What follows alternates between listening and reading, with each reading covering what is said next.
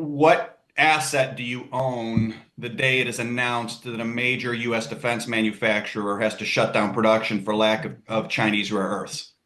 Because that day is coming in the next 3 to 6 months.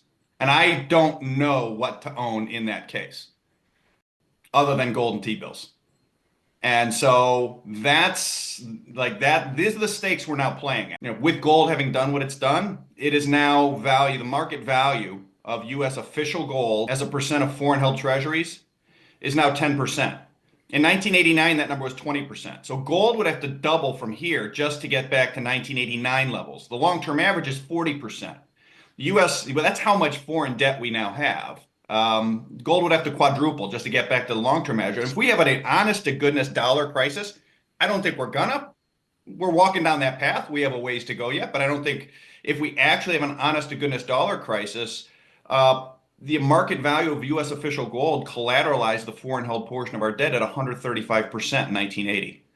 So I think that the gold, I think, is still going way higher.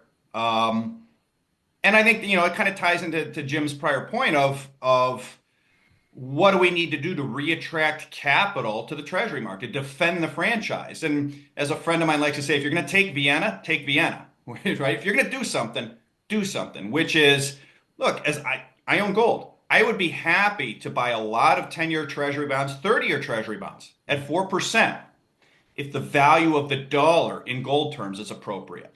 What's appropriate? We can start to have a discussion about that at the 1989 valuation of U.S. official gold relative to our foreign held treasuries, or $7,000. I feel much better about the long-term average unless things get worse, in which case I'm going to need more than the long-term average. So at $12,000 plus, I will be a happy seller of gold and buyer of 10 or 30-year treasury bonds at 4%.